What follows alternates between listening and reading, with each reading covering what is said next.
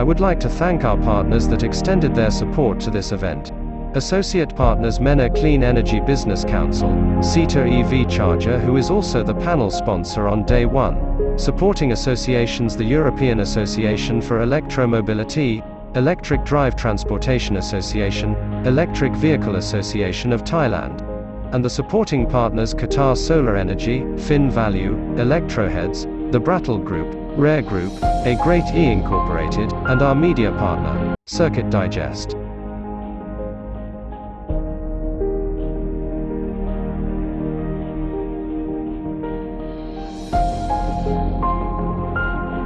Thanks for the opportunity, Bijut. And I'm here joined by Mr. Aftab. The Aftab was here also yesterday. He was doing the presentation. He has a fairly extensive the background working for the government of the Pakistan, and he has also intimate knowledge on the Abu Dhabi Department of Energy as senior advisor. He's the founder and CEO of FynValue. It's a Canada-based energy utilities and finance the consulting firm. So here today, we're going to talk about all these EV deployments across the globe, certainly in Qatar and the Dubai Gulf region, and how is the EV deployment is going to basically put make the grid work. Is it going to? We already have issues naturally with the extreme weather conditions, be it in the U.S., recently with Tennessee, in Florida most of the time, and with the Gulf region as well, in the U.S. as well. So we're already having these issues with the extreme weather conditions, and now with the extra terawatt hours coming into the grid system, and you already pointed that out in your presentation yesterday, Aftab. Maybe if that's okay with you, we could start things. Pretty much put a little bit of a global the picture, if you could, and then maybe we can go into the pain points or the certain potential barriers and then the solutions later on, if that's fine with you. Sure. Thank you very much, Atakan. It's a very good intro to the topic. Yesterday, when I was talking about the EV challenges in the penetration, increasing the penetration, I deliberately left out the considerations which the electric power system has. So I just want to continue from that discussion, if it's fine. We know that the EV penetration is increasing. I presented, and many other speakers presented many data that how the world is moving toward clean energy transition, and EV is a integral part of that clean energy transition, decarbonization. Currently, as of today, particularly the data we look at in 2020, the EV accounts for only 1% of all the cars on the road. And if we move towards the Paris Agreement target to keep the average temperature under 1.5 or 2 degrees Celsius above the pre-industrial levels, we are looking for much higher penetration.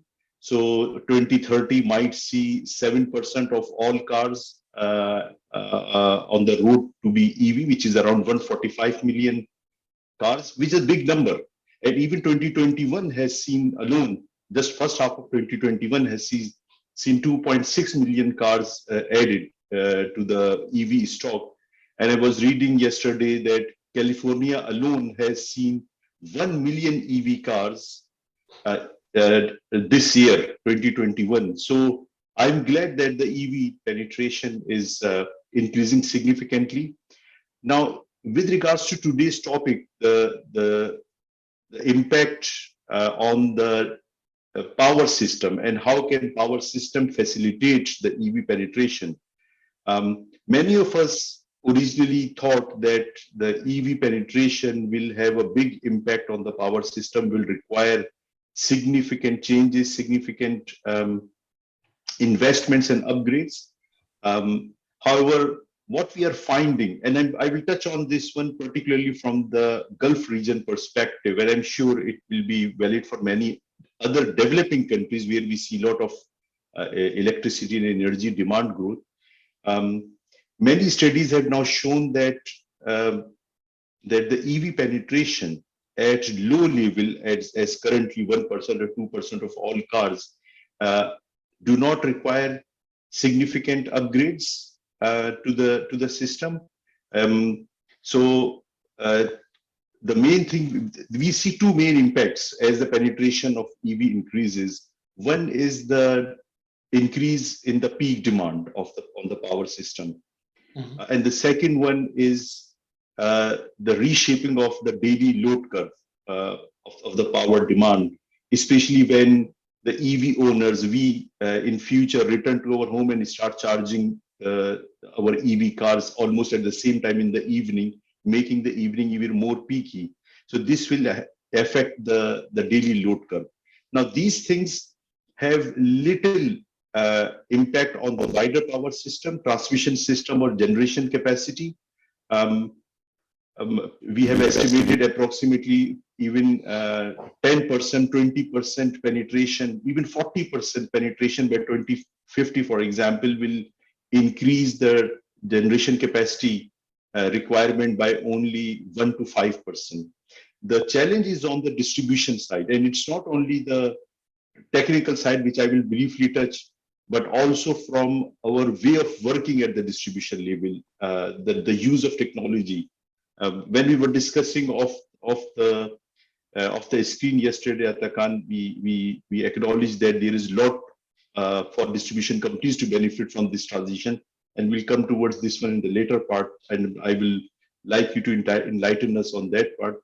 But from the economics or engineering perspective, the EV penetration is going to have a big impact on the distribution, especially when the EV penetration increases, the load increases beyond the local transformer or substation capacity. This will require significant upgrades.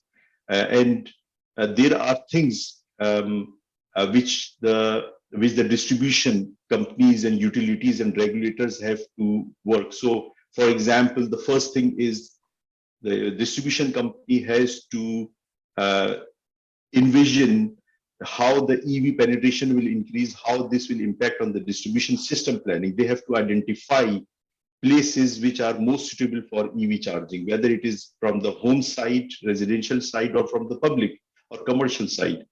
Please let me know if you have further questions in this area in the investment planning. But the other part is which the utilities and regulators have to think about from managing the impact on the power system is what would be the impact on the electricity tariff or the rate, not only on the EV owners or EV charging station, but also wider customers, whether they can tolerate and allow the cross subsidy, or they want to facilitate further EV penetration through rebates, discounts on the electricity pricing. The trend I'm seeing around the world, which utilities and regulators are doing, and our host were mentioning, Dr. Ahmed Faruqi yesterday made a great presentation on this topic on the rate design, but I just touch on this one, that the regulators and utilities are designing time of use tariff and peak demand tariff to influence the EV charging, where to charge and when to charge. So from the investment planning and electricity tariff perspective, there are a number of things which the utilities and regulators are doing to manage the impact of the EV penetration on the power system. This is one way of facilitating the EV charging so that the customers have good experience whenever and wherever they want to charge. They know what is the efficient and cost-effective method. But there are many other things which the utilities can do in addition to managing the impact on the power system, but actually facilitating further on the EV penetration. Atakan, what do you think about it? That was very right to the point.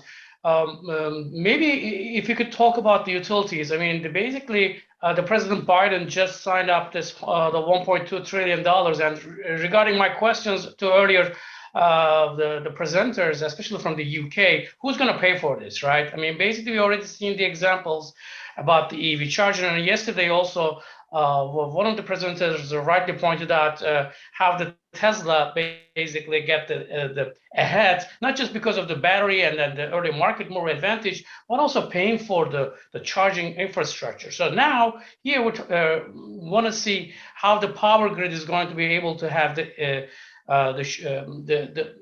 show, if it's going to be impacted in what ways.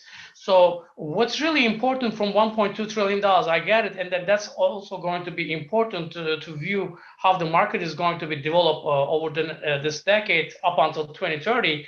Out of $1.2 trillion, $65 billion is going to go for the infrastructure, including the grid modernization, which was well given for the United States. And then $7.5 billion for the electric vehicle charging. And the last but not least, what I see also $550 million for the cybersecurity. And that's also one area that needs to be also taken into consideration, as more and more vehicles, when they basically gathered in the grid, and then you have the grid, and then you have the EVs in between, they're talking with each other, along with the software, the platform and management platforms. And then they're also going to be prone to the potential threats for the security. So we're looking at the grid. In one way, the grid has become much more integrated. So integration is one key, as you pointed out. The second way also, the cybersecurity. I mean, that's also going to be also important in that whole integration. How do you think it's going to basically play out? Especially looking at the Gulf region, maybe it could be a little bit easier. But from the one market which is much more developed in terms of the penetration, 1-2% in the US, which is basically lagging right now. EU is trying to catch up, but we all know who the leader is. It's China. 8% of the new vehicles, the last figures I was checking last month, is basically for EVs. Okay, and then forget about the fleets, which is also the heavy users and the heavy emissions. We all know almost 30% of the carbon emissions comes from the transportation, just from the road transportation, not from the aviation. So this is also very much going to be in line for meeting the net zero, the target. So in your opinion, I would like to know, how do you think all this, the United States, who's going to pay for what? So in terms of the UK now out of the EU, and then we have the European Union on one side, we have all these the trade, the tensions between East, the China, and then the West. But at the same time, we also have a common goals in terms of the reaching the net zero. And how is that going to play out in terms of the market deployment and the utility and the regulatory aspect of it? So if you could also touch upon that, we would appreciate that, Aftab. Yeah, very interesting points you have made, and actually you have raised a number of questions from different perspectives. So I will try to take them one at a time. I think you have clearly highlighted the role of the transport industry, and the electrification are going to play in decarbonization, and it's a given. We don't need to debate on this one. Contributing one third of the emissions is a big number, and unfortunately, transport industry is lagging behind other industries on decarbonization, particularly as compared to the electricity. And you're also right that China and EU are the leaders on the EV adoption, EV penetration, and followed by the US. So US and North America are generally lagging behind these ones.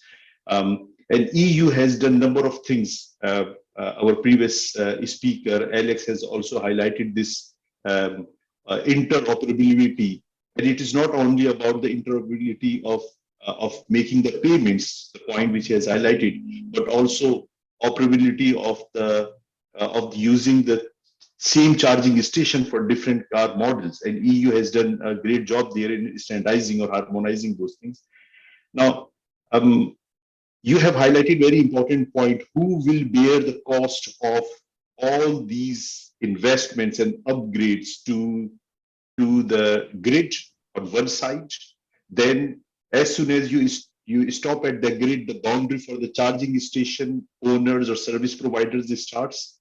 This is the second part. And then overall this integration and the the information technology impact and the cyber security protection threats, how we will manage them.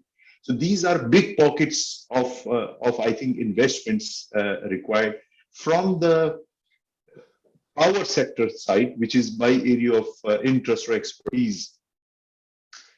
We have a tension here. And I will be very frank with you, the regulators and the utilities are still struggling. And this is one area which is also, Alex highlighted, that further clarity is required. And Gulf region, Middle East is especially has to work further on this area.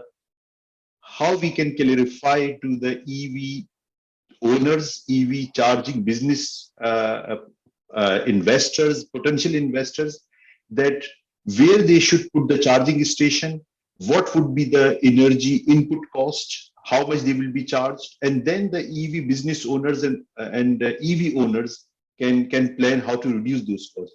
From the electricity side, as I mentioned, although the investment required are huge, but on the generation capacity and the transmission system, the upgrades requirements are minimal. The most of the load of the investment comes on the distribution or local level. As I mentioned, the impact is going to be, and I will refer to one study recently by McKinsey and another one by Boston Consulting in North America. They took examples from EU as well as Europe, as well as North America. And their estimate is the impact would be only 1 to 12% increase on the final customer electricity if we have to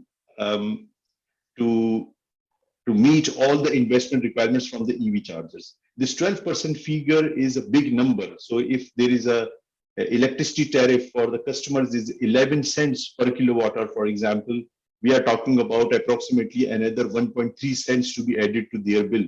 But why we should add to the electricity consumer this bill? Why don't the EV owners, EV charging stations bear this cost? At present, the revenue from the EV chargers is minimal for the distribution companies. However, the distribution companies can reduce this investment requirement significantly. And this is the point I mentioned earlier, that yes, if you look at unoptimized number, they will be similar to what you have mentioned. But if the distribution companies plan better and identify what are the best places for the charging stations, looking at the transport traffic as well as the electricity network, they can optimize and the impact on the tariff would be minimal. Now, whether and how much they can pass on the cost to the EV owners and EV chargers is a big question at the moment, because the governments are trying to facilitate and motivate and incentivize EV. So they are thinking about giving rebates even through the electricity utilities. Now, when we go to the EV charging stations, and the numbers again you mentioned are huge, even from the North America side, there are many models which are being used. And I touched on some of those models yesterday, that whether these big businesses and commercial premises and the shopping malls, for example, can put the EV chargers at their own cost and don't charge their customers who are coming for shopping or other businesses not to charge anything for their charging and bear the cost. It looks like a non-profitable proposition for the businesses, but they can actually enhance their existing businesses. They can motivate their customers to spend more time with them in shopping and adding more value to their existing businesses. They can charge, other alternatives are also there, that they can charge to recover the input energy cost or even the investment. They can outsource to the dedicated EV charging networks who can charge appropriate rates to the EV car owners, whether it is based on an hourly basis or on a unit of electricity basis which they use. When it comes to the overall, I think the other part, the cybersecurity, this is a question I think which we still are facing, that who is the best party to absorb and fund these costs, whether these are the EV car owners ultimately should pay or utilities should absorb. And this is not a settled, but I would be happy to be enlightened by your experience. Atakan, what do you think about this last part? The last part is, even though it's the lightest part in terms of the budget, the funding, just going by the US, it's only $550 million compared to $65 billion and $7.5 billion for the EV charging system. But there are some minuses, there are some pluses. The minuses is basically the threats. It's still the unforeseen, and that's very, very much typical of the nature of it. But the second part, which I'm much more hopeful, is basically the capabilities of the IT the companies and how they can basically play a very important facilitator and also gatekeeper, for the lack of a better term, for the security, the concerns, to alleviate and be the gatekeeper for any type of the security threat. So this is still pretty much the very in my the perspective going through especially after 2025. Right now, the more thing is I think the playing out in terms of the deployment, in terms of the grid, and as you pointed out, referring to the McKinsey study in 2018. I'm also looking at the International Energy Agency's the 2020 study. It's going to also follow the S-shaped curve, the demand. Right now, when you have a little bit the penetration less than 10%, you still don't have too much demand on the grid. The grid can handle it. Of course, there's going to be a pockets, just like the Alex pointed out, and earlier Dennis pointed out, especially in the major cities like London, okay, and New York City. So in New York City, the New York City pays for the charging station. In Germany, also the federal government pays for it. Even on the private lands, that was my question basically to London. So who's going to be paying for that? And just to throw out some numbers out there, I'd like to speak with the numbers. $350,000 I'm seeing for the 350 kW, which is the top of the line, which is what Tesla likes to prefer, including installation. And naturally, it depends on the location, it depends on the hardware installation and the permitting cost. So the regulatory bodies, and especially in the Gulf region, it's going to be much more easier, because basically from taking the decision to the deployment to the action side, it takes much less here.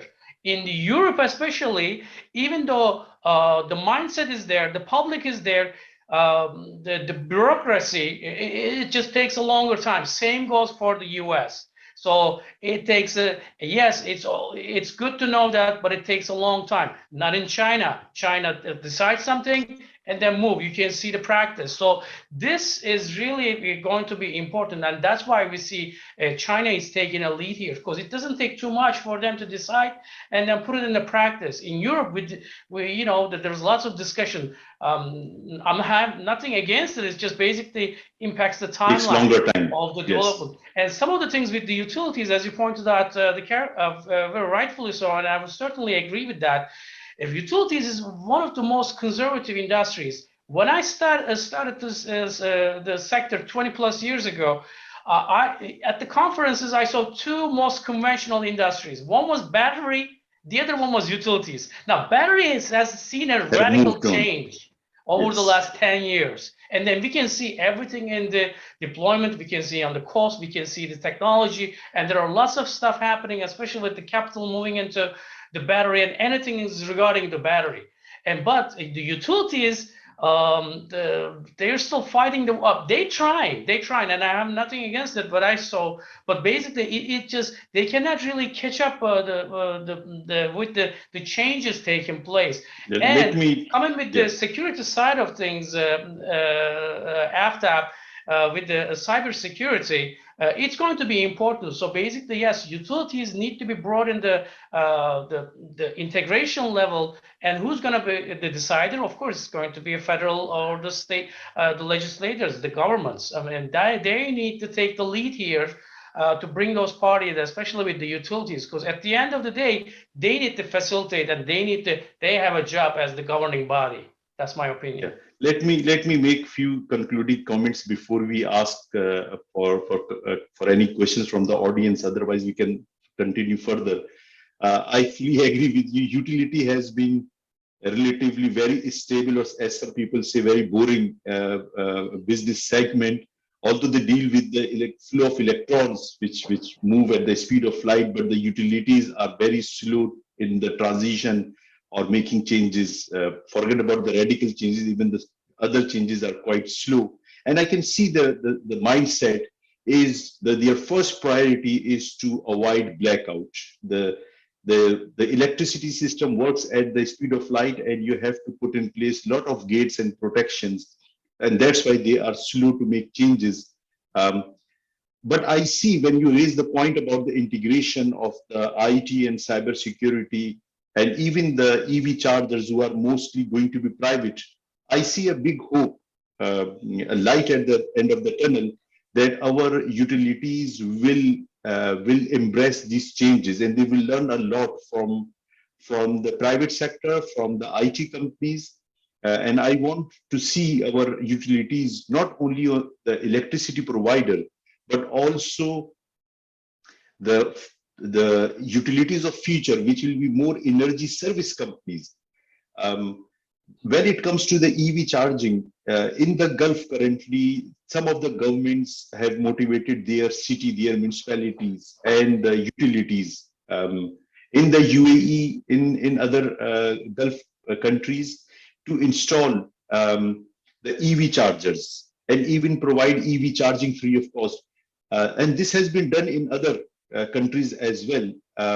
However, in my view, this free of cost EV chargers or EV charging can work in the initial years to facilitate the EV penetration. But I think utilities and the EV car companies and other stakeholders have to look for a more sustainable funding solution.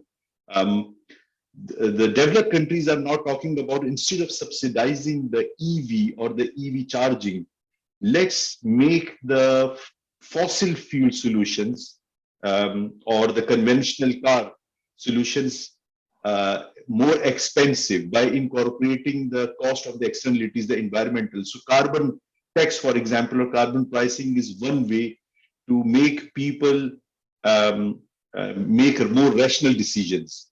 So when they can assess how much they are going to pay for the EV or EV charger or EV charging services. But this, in my view, this is a more sustainable solution. In the initial years, I agree with you. There are many countries in the region, outside the region, who are subsidizing and offering these services. And this is what I want to add here when you talked about the utility sector and what the governments can do. I think the Gulf countries are trying to, and the municipality cities and the utilities are doing similar thing, which you mentioned from the EU side. But I think we have to see more into the future and plan accordingly. Maybe a few things just comes to my mind in terms of the cybersecurity. The data is the king, right? I mean, anything with the data and privacy. So now think about it. Before, when you go and fuel your gas at the gas station, your cars, nobody would know. I mean, if you pay for the credit card, certainly at that point of time, you might have a record known by the Visa, MasterCard, whoever. But now with the electrification, right? So now you're going to have the data, and that data is going to be important. Now, data and privacy. So those are important. But who's going to share the data? I mean, who's going to be collecting that? Who's going to make sure that that data is there, kept for privacy reasons and for privacy only? So that's, I look at the EU. EU is basically the leading authority here, but better than the US and certainly better than China. So that's going to be important. Why is that important? Because basically all of that data, big data, I should say, that needs to be harmonized, right? How are you going to make the better and much more smart charging systems? So you're going to have to collect that data, make sense out of it with all the artificial intelligence and machine learning tools that the lots of the firms that I was trying to make earlier, all of them, they're going to start to make these the super smart the algorithms just to make sure that, and all of that's going to have the smarter decisions and much less stress on the grid. Take a look at the rate designs. I was asking Alex earlier on. Basically, if you tell the people are going to pay much more if they charge their cars when they get home in early evening, because that's the peak time. But before you go to bed, just put your car in the charge after 12 midnight. So basically, okay, there's a very smart, and those type of rate designs are going to be important, easier to implement. And then there's going to be lots of, and that by then utilities are going to be much more, as you pointed out, like a consumer company in a much sense. So we have these smart grids are basically coming with this, the data harmonization. You have the big data, you have the privacy concerns, and all of that have to be harmonized to make sure that there's better tools tomorrow. And this needs to be governed by the federal authorities, and that needs to be also standardized, right? So without the standards, how are we going to make? Otherwise, every company is going to be same as the Alex pointing out earlier on. So you cannot really have too many tools. If the too many tools, that is going to be too complex, complicated, and then consumers don't like it. Consumers like something very simple, of course, free if possible, but very inexpensive. So I think certainly there's lots more things, the changes taking place in this decade, and then with the IT and data and then the privacy, lots of the AI and machine learning tools are coming into play by both securing the cyber security side of things, but also having an impact, positive impact on the EV charging side of things. That's going to be certainly what I'm really excited about seeing this decade. Not just basically the number of EV vehicles and the deployments, certainly, and also look at the supply chain side of things, which is not the topic of this the panel. But certainly more the changes that are going to take place in the rest of the decade. In my own angle. Yeah, let me share one thing, one recent experience. Actually, literally this week I received mail by normal post from my local electricity distribution company supplier here, and asking me to answer some of the questions by going to their website about whether I have an EV car or plan to have an EV car, and what is the timeline and what do I think I will need. And I was, when you were mentioning this this integration of IT and cyber security aspects, I was just thinking that our local distribution companies, even in the developed countries like Canada, are approaching the customers, their existing customers, to know their plans and their future behavior and demand for electricity by normal posts and by emails. But when we have these EV chargers who will be integrated through various apps, I'm sure the utilities should, and I'm sure they would be using the AI, the machine learning, and other techniques to analyze this big data coming from these apps to understand my behavior and many other customer behavior to optimize the impact on the power system. True. I think we have to start receiving some of the questions. If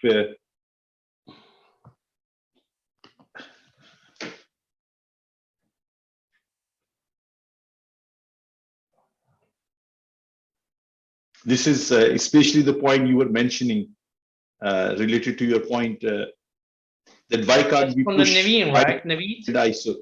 Yes. I'm having a hard time. Would you take the lead and read this here? I'm having a hard time reading on the chat here. Yes. So Naveed Nazir is asking, why can't we push ITU, the International Telecommunication Union, and the ISO organization to lead with standards and security solutions? Yes, go ahead, and I'll take the lead after you. Yeah, I think these are the obvious organizations to start, but whether they are as dynamic to take on these challenges, specifically from the EV side, I'm not sure about whether we can rely on them to take care of the cyber security, for example. Definitely standards. But even in the EU, the standard for the EV charging interoperability didn't come from the ISO or ITU. It was more from the EU Commission, which has asked for all the automobile companies who are selling EV in EU to provide the chargers according to certain standards. So I'm not sure whether the charging interoperability or the payment charges or the cyber security solutions can come from these two organizations. But definitely the standardization is important. Otherwise, as you indicated earlier, and Alex also mentioned that this interoperability at all the levels, whether at the charging station, whether at the payment for the charging, they have to be interoperable. Otherwise, we as the customers, for example, will struggle. We have different chargers, and we have to use different apps to access them, to pay for them, even different chargers in our cars, to use one charging station from Tesla and another charging station for somewhere else. Here, some of the municipalities, cities, and Alex was also mentioning this one, are taking lead. In the EU, it's the EU Commission who has made the charger standards requirement for same for all the EV automobile companies. True. That was a very well-pointed question by Naveed. Thank you for that. Yes, that's what we were basically trying to address. I mean, some of the things that with the market deployments, we always talk about it. That's all nice and dandy. But the standardization, and then without the standardization, how are you going to basically have a much the faster deployment, commercialization?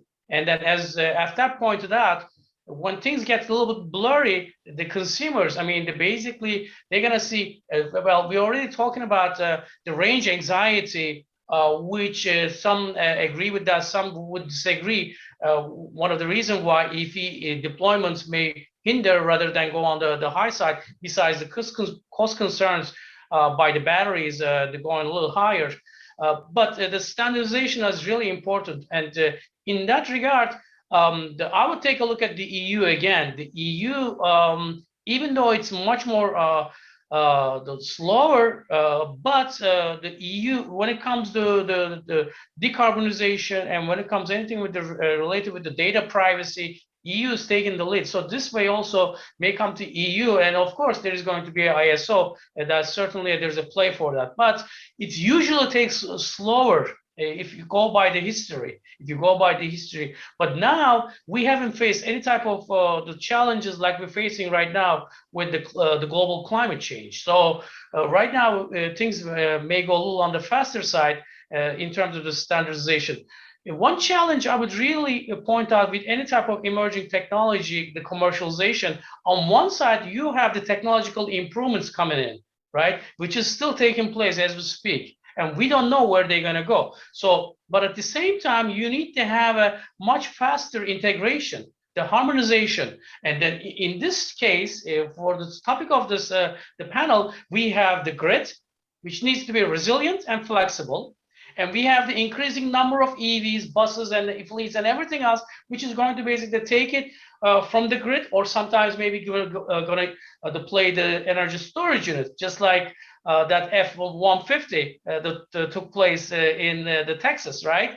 And basically, they were able to give 3 days of the electricity back home when the grid was off. So, and then you have the standardization, and then the whole the ecosystem, right? And then the ecosystem with the cybersecurity, with the standards. So they need to somehow to be integrated, and that's easier said than done. So, and that's the challenge, and that we need to solve in the rest of the decade and going forward, in my own opinion. Do we have any other questions from the participants? Well, with that, I think this has been a very exciting topic. And Aftab, I want to thank you for your time, and also I want to thank you for the presentation yesterday. And with this, I leave it back to Binaj. Binaj, are you there? Thank you very much. Thank you, everyone. Yes, sir.